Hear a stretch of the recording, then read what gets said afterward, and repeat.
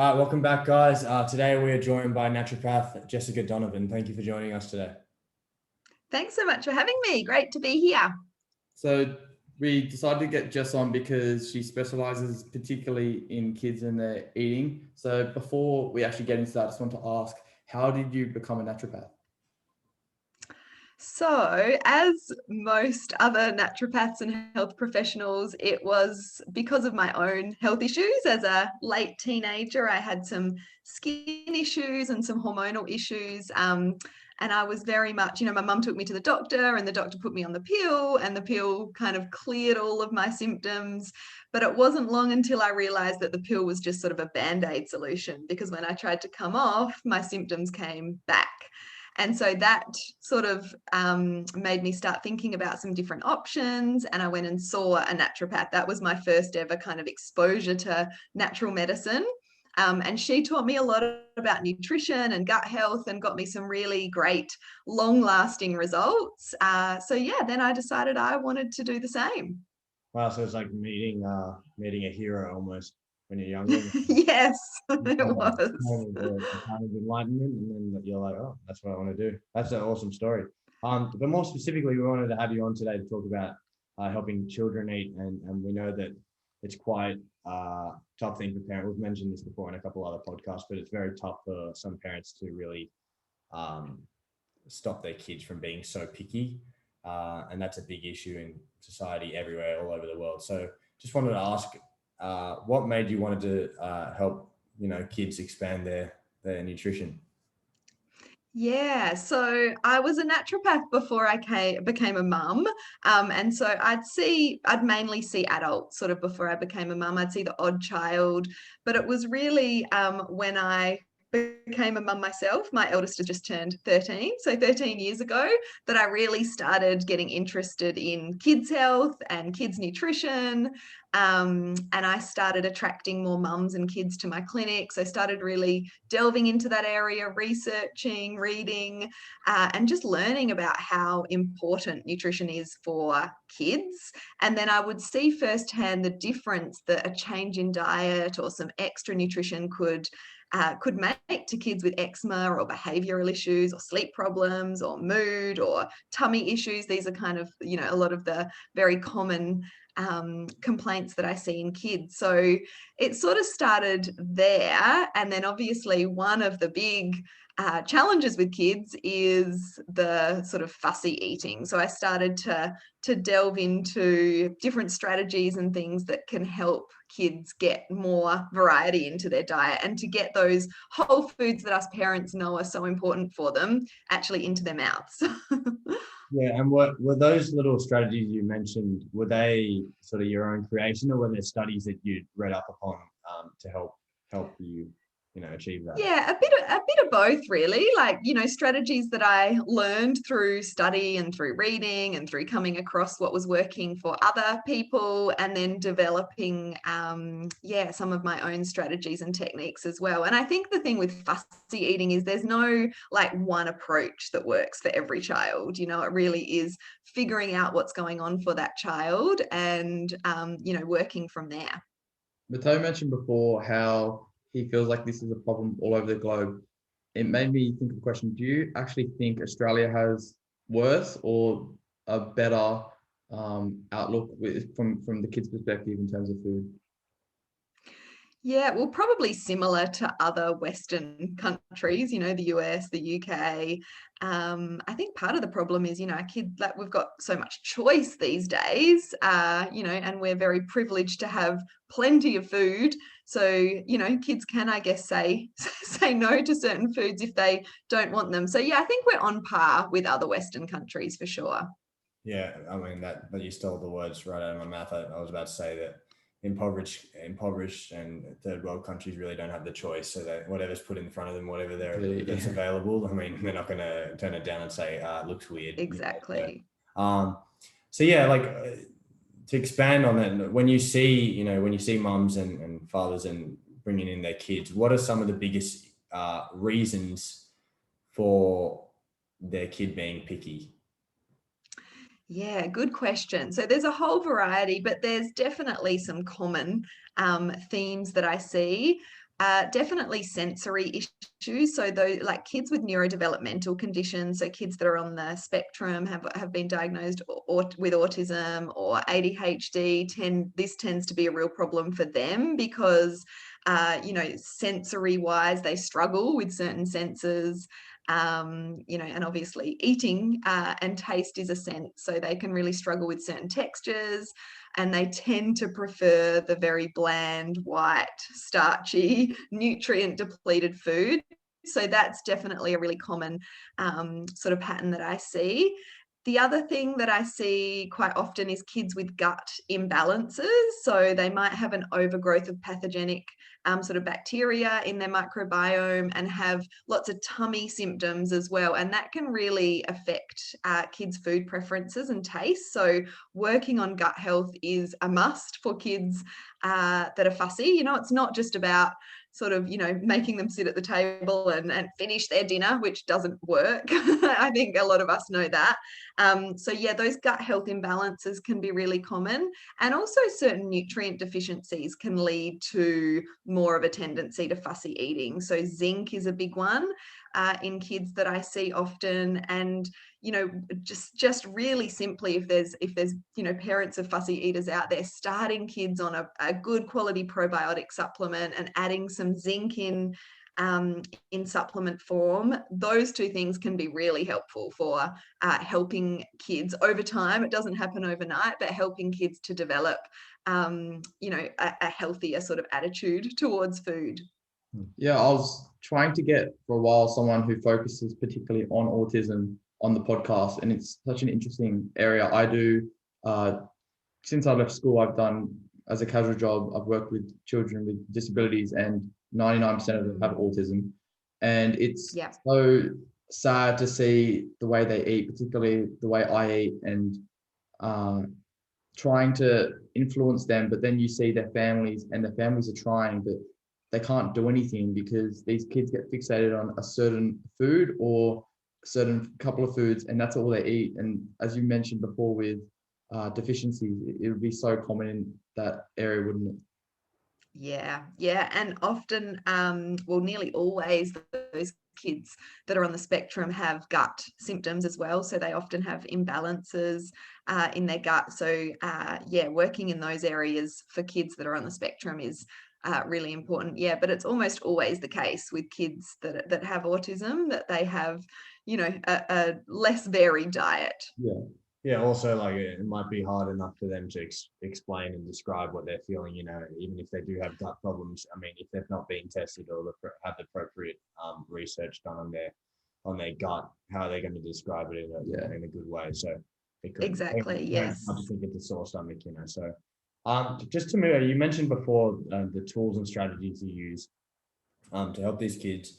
We don't want any up-and-coming naturopaths to straight up copy and paste these strategies, but what are some of these strategies that you use when encountering these? Yeah, sure. And I'm all about sharing, if I can share some information that helps other nutritionists help more people, then I'm definitely all for that. So I think the first step, the thing that I reckon that I sort of start with, is trying to introduce more nutrition into foods that kids already like and already eat. So if kids love pancakes, for example, start to change the white flour that you're using in the pancake batter to even just a quarter of that being a more nutritious flour, like a wholemeal spelt flour or a buckwheat flour. So I think with kids, we really need to make changes slowly. We can't expect to go from white bread straight to the really dark rye bread, for example. So we want to make changes slow. But if we think about how we can add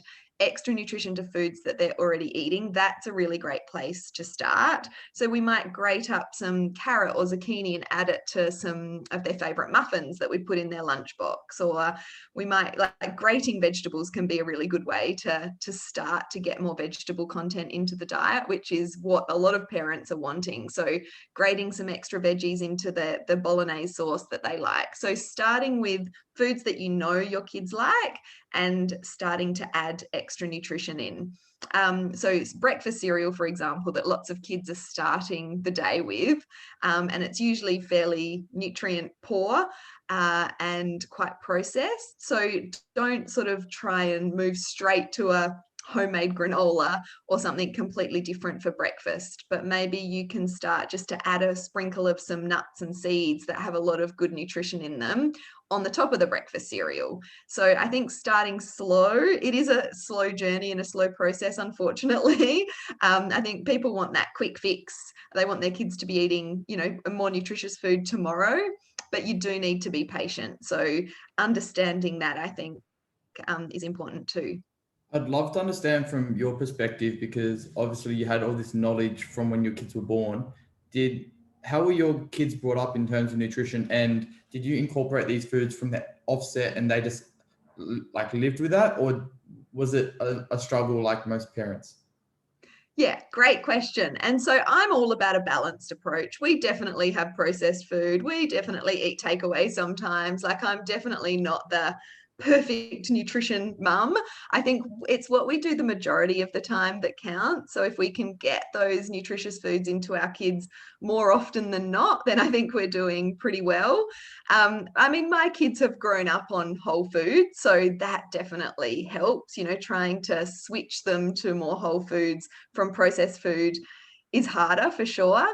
But over the years, like I said, I've got a 13-year-old. He's got a lot of independence now. He's out on his bike a lot during the school holidays, riding around the neighborhood. He takes his own money. So you lose that control, which kills me about, exactly what he's eating. But you've got to be comfortable with that as well. I think a balanced approach is important to like manage your own stress levels and anxieties as a parent, but also so your kids don't feel deprived. And then, as soon as you lose that kind of control over what they're eating, they're going and making terrible choices. So I'm always talking to my kids about, how they feel after they might have overindulged, and sort of making them aware that what the effect of food has on them, and helping them kind of learn that their own way as well.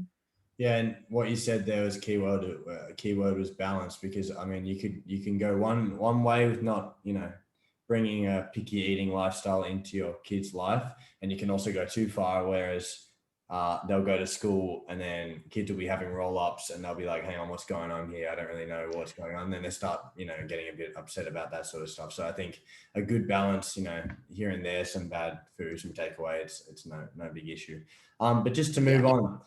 Sorry, I just one more thing with go that. As well, something I feel like if parents are too strict, sometimes from some of the guests we've had on the podcast, it can actually end up with eating disorders in the kids, because they only have these healthy foods, and then they might binge when they have the access, as you mentioned, your son has now. They can just binge on the foods they never got to have. So yeah, it's all about balance. Yeah, like catching up. Yes, exactly. And I think when you're really kind of, really strict on food, it becomes a really big focus, So yeah, that really sort of that big focus on food can definitely lead to eating disorders. So you've got to be careful. It's scary as a parent trying to get that balance right. But yeah, I think balance is the key.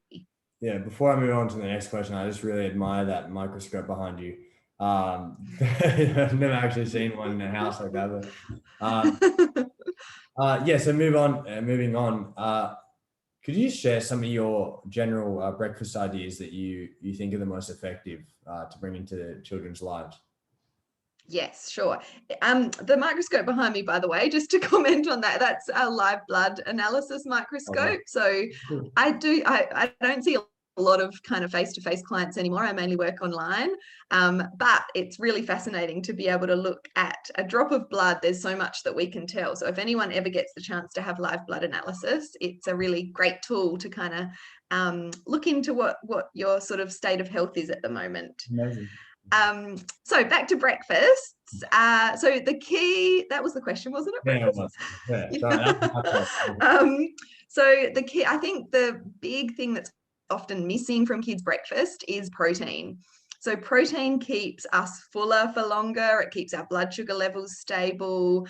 And so it's really important to get some protein into our kids at breakfast time, so that they can sort of concentrate at school a bit better, so that their energy is more stable throughout the day.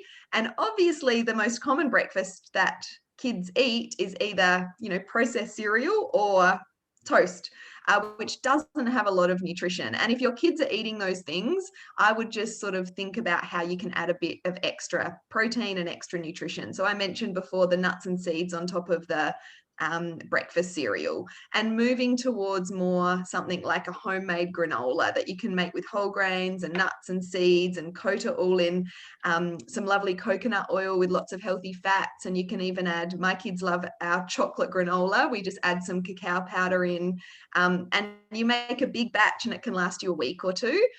Porridge is another good option if your kids are used to breakfast cereal or like a homemade muesli. Again, with things like buckwheat and oats and nuts and seeds, and some yogurt, whether that's dairy yogurt or coconut yogurt. If your kids are eating toast, you could maybe add some eggs. Eggs are a great source of protein. So anything egg-based at breakfast is great. So maybe it's something you make ahead and then slice up, like a frittata or a zucchini slice or something like that, or just some scrambled eggs and a piece of preferably like whole grain toast or spelt or rye, something like that. So I like to keep breakfast fairly simple. Chia puddings are great. Smoothies are really good, particularly for those kids that don't love to eat in the morning. Some kids just don't have much of an appetite in the morning. So a smoothie, you can get some good nutrition in without sort of, overdoing it with lots of food. Yeah, and I feel like one topic that I think parents get really confused with breakfast, say their kids have cereal, is milk. And there's so many varieties and choices. What's your take on milk? So, first of all, whole fat, full fat milk is definitely better than any sort of low fat skim milks. When they take the fat out of milk, it removes a lot of the key nutrients that that dairy can be good for, so things like vitamin A and vitamin D, as well as that really healthy fat that keeps that's so good for our kids in lots of different ways. So definitely go for the full fat if you're having dairy. Lots of kids do have issues with dairy. It's one of the things that I'm commonly recommending people trial coming off of to see if it helps with kids.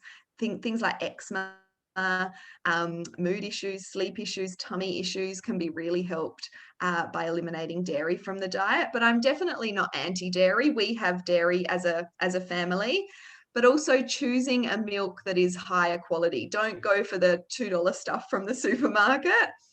Pay a couple of dollars extra for your milk and get, organic or unhomogenized, something that's local to you. So quality really makes a difference in terms of, the nutrient content of the milk. Yeah, you mentioned adding a couple, being willing to spend that extra $2-3 is basically investing in your own health. So it's definitely worth doing that. Or your kids' health even. Yeah, kids' health as well. So we Yeah. mentioned before you mentioned before how toast and cereal are the main two breakfasts in most households for kids. It also translates to school and, the almighty lunchbox that every kid has, and they open it up and everyone has a different one, and then people are eyeing the other ones. But what are some good healthy snacks that parents can put into those lunchboxes that can be tasty enough for them not to be rolling their eyes out, and also nutritious?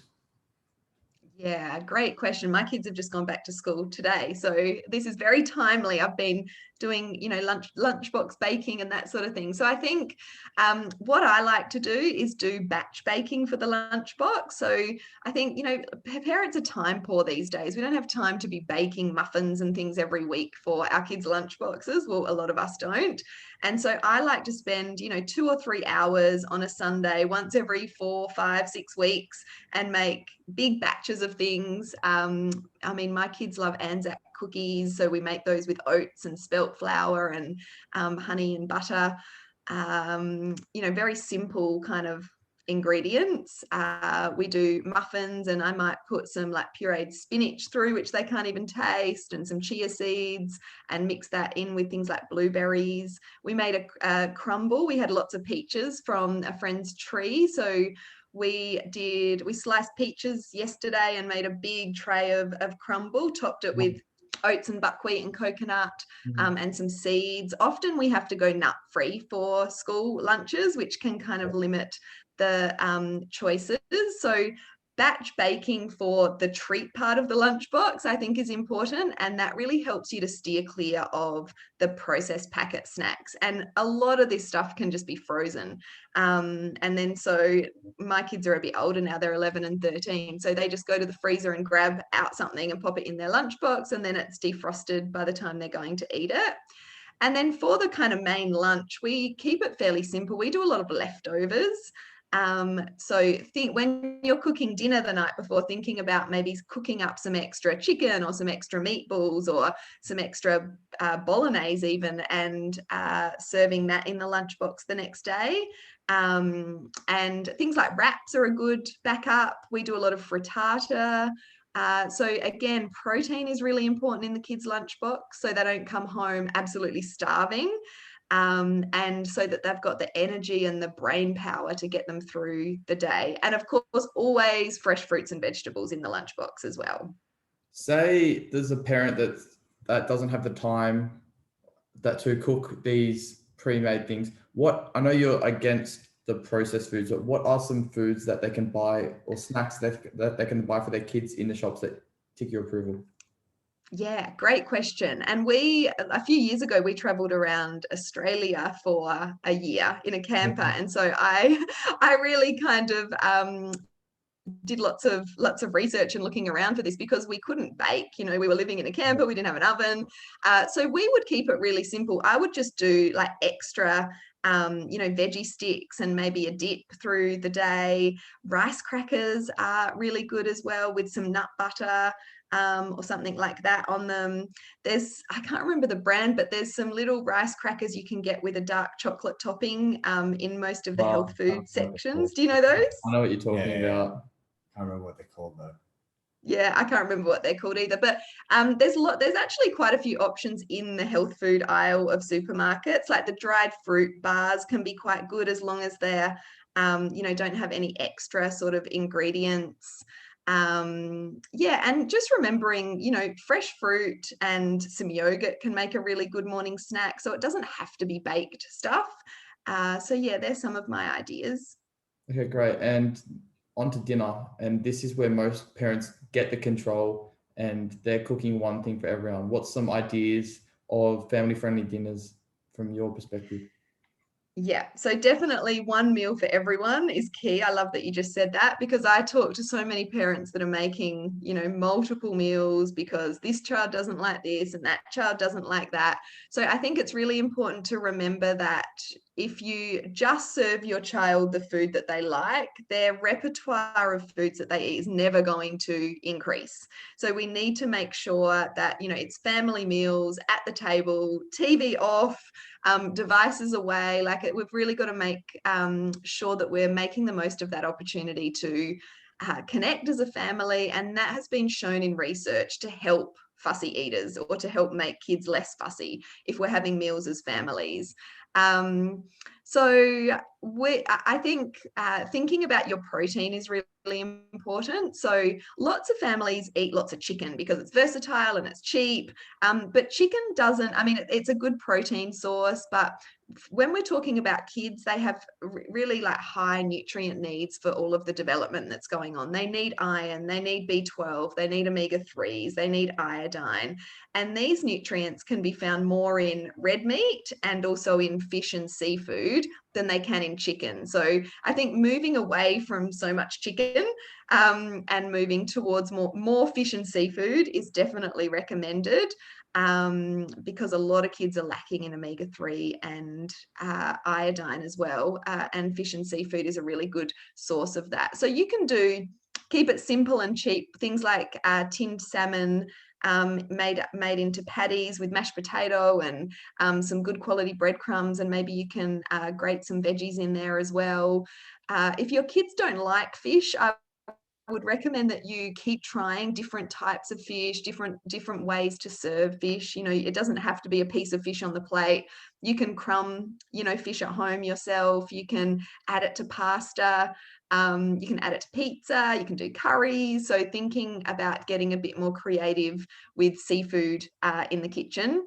And red meat is a really, you know, it contains a lot of important nutrients, as I mentioned, for kids as well. Most kids love mince meat dishes. So mince is really versatile. You can add a whole heap of veggies and make like a Mexican style mince dish. That's one of my kids' favorites. And we'll have that, you know, with lots of different spices, not chili spices, but things like cumin and paprika, and that's garlic and those sorts of things, with a few natural corn chips and lots of veggies on the side. And obviously you can do mince in pasta dishes. You can make meatballs. You can do Mexican dishes as well, things like tacos.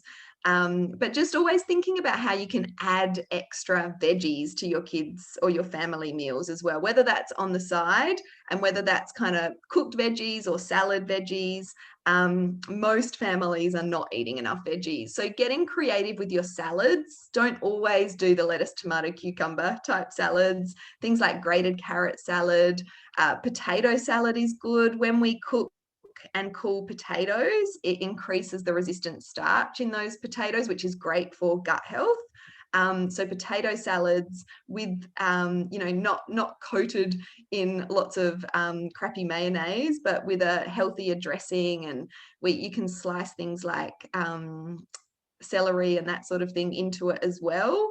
So yeah, getting more creative with your salads and thinking about your protein, I think, is the key at dinner time. Great tips. And back to fish, you mentioned how important fish is for kids' health. How many times a week do you think kids should be consuming fish? Yeah, 2 to 3 times a week is ideal. Lots of kids aren't or won't. So you do need to look at an omega-3 supplement and potentially an iodine supplement as well, if, you know, your kids aren't eating any fish at all. But yeah, 2 to 3 times a week. And that can be a combination of tinned and fresh, because fish gets expensive as well. And we want to stick with fish that we can get fairly easily local, Australian preferably, well, at least Australian, if not sort of more local as well. Yeah, absolutely. And you mentioned how when we were talking about strategies, what's it called? You looked up and you'd studied many strategies. When you were studying, I'm just wondering if you found any common deficiencies in children in Australia, more specifically. And if you have, how can, you know, parents help counteract that? Yeah, great question. This is something I've actually researched fairly recently and done a series of blog posts and Facebook Lives on some of the minerals that are missing from kids' diets and that kids are commonly deficient in. So if people want more information on that, they can go over to our Natural Super Kids website, and they're the most recent blog posts on there. Zinc is a big one. Kids have quite a high need for zinc because zinc is needed for growth and development. And a lot of kids are lacking zinc in their diet. And zinc, in terms of food sources, red meat and fish and seafood are high in zinc. And also nuts and seeds can have good levels of zinc as well, particularly the little green pumpkin seeds or pepitas.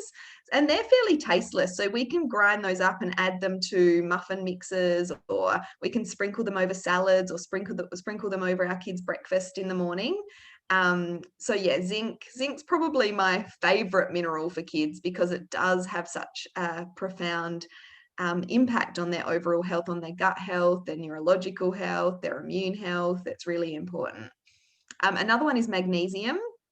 So think about magnesium for kids that have trouble sleeping, are kind of wound up, have anxiety, or, you know, lots of those kind of worries. Often those kids are lacking in magnesium.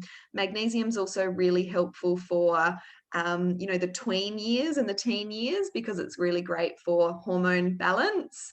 And it's just a really nice, good calming mineral as well. So magnesium is often lacking. Our soils in Australia are quite deficient in magnesium, so it's really hard to get enough magnesium through food.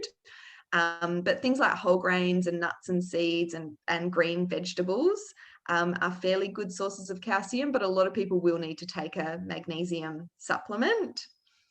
Omega-3 is another one, again, because of the lack of fish in the diet. And kids have high need for omega-3 for brain development, for neurological development and function. So getting more of those omegas in either through the diet or in a supplement is important as well. And just one more I'd like to mention. I mean, there's quite a few, but iodine is one that's not often talked about. But really, it's been shown in the research that kids are quite deficient in Australia. And so to get more iodine into your kids' diet, you want to be thinking about those sea vegetables, the seaweeds. So things like sushi, and adding seaweeds to your diet in different ways. I mean, there's even seaweed snacks that you can get from the supermarket these days that can be good for increasing iodine in our kids' diet as well.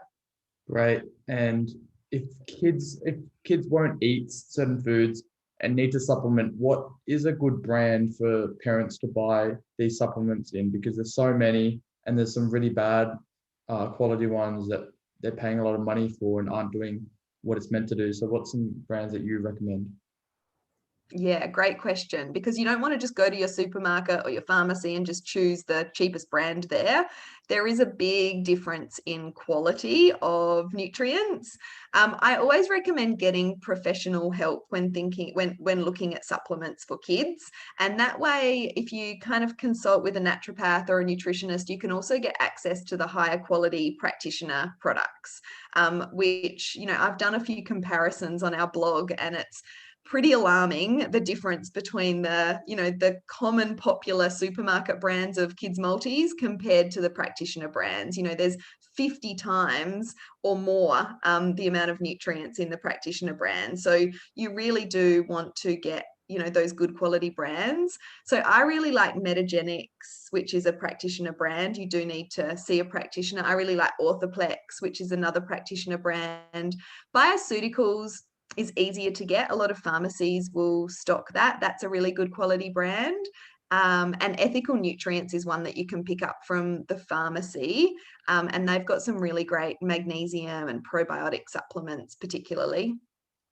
Yeah, and I know Mr. Vitamins, they have naturopaths working on the floor, and they have all the practitioner-only brands. So they're a good shout, especially if you can't afford to be seeing these health professionals. That they're a good shout to go into the store and have a chat to them.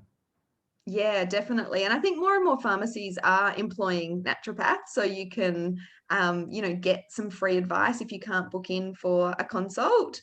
That's how I started. I started working in a pharmacy. I think lots of naturopaths start that way because you get lots of great experience and lots of learning opportunities. And you ask questions on the spot and you have to deliver. Exactly. Yeah, you got to think quickly. Yeah, and just to move on to your business, we'd just like to ask what sort of services you offer and just give a brief overview of that if you can. Yeah, so my business is Natural Super Kids. We are online, so naturalsuperkids.com is our website where you can find everything, and we're all about making it easy for busy mums and dads, but we generally mums in our audience to raise healthier and happier kids. So we have lots of free resources. We've got lots of blogs, video, like I do lots of Facebook Lives. I've just launched my own podcast actually last week. So you can get some free information. That's just called Natural Super Kids. And you can find that on all your sort of podcast platforms. But our main offering at Natural Super Kids is our Natural Super Kids Club membership. So it's an online membership where our members get access to recipes that are created by our own whole food chef. meal plans, videos, cheat sheets, naturopathic support. So we have a team of practitioners that sort of help and support our members, and it's all done in a very kind of easy to access, practical way. So our members get access to sort of an online portal that they log into, and then a Facebook group where they can ask questions and mingle with other mums that are all interested in improving the health and nutrition of their kids. And we also do one-on-one consultations online as well, which you can find all the details of those on our website too. So many varieties. I love it. And Yeah. now on to the next question. What's one thing you found intriguing or interesting this week? Oh, this is a good question. So probably something I keep getting, the first thing that comes up, something I keep getting reminded of, as I said, my kids are kind of, I'm reaching that new stage of parenting that my kids are that bit older, but I'm just finding they went back to school yesterday. And, I guess one of the things I've learned is that even as they become more independent, they need, us parents as much as ever, like more for that sort of emotional support. So, yeah, that's one thing that's kind of come up. My son couldn't sleep last night. He's a pretty, he doesn't usually get very nervous, but he's starting year 8 today, and he was not sleeping until midnight because he was all worried about school. So I needed to give him that. You have some kids that sleep in their uniform the night before, and some that can't wait to not get into it. So I mean, it's just different. Exactly. Yeah. And just our last question we like to ask all our listeners is, what's Our guests, one? not our listeners. Our guests, sorry, just order. What's one tip to improve our listeners' health in any way? There you go. Got it. I didn't even pick that up that you got that wrong. There's so much information, and often it's conflicting, about diet and nutrition, and particularly kids' health as well. I think my one piece of advice is to try and ramp up your family's vegetable and salad intake. I think no matter what sort of expert you talk to, everyone agrees that more salads and more veggies in our diet is a good thing. It's great for our kids' immune health. I see lots of kids that are getting sick all the time, and they're on the sort of antibiotic cycle, and just a change in their diet, like increasing the amount of those antioxidant rich fruits and vegetables. So try and get as much color onto your family's plate, experiment with different salads, and overall just try and, increase your intake, both adults and kids, of veggies and salads. Perfect. Thanks so much, Jessica, because there's so much information that you provided. And I know that if any parent listens to this, they'll be able to take on 1,000 things to bring to their home and help improve their kids' health. So thank you. Thank you so much for having me. It's been great to chat. No Absolutely. worries. And lastly, where can people find you if they want to get in contact? So best place would be to go to my website, which is naturalsuperkids.com. And you can find us. I'm Natural Super Kids on Instagram and Facebook. So yeah, they're the best places. And my podcast, my Natural Super Kids podcast as well.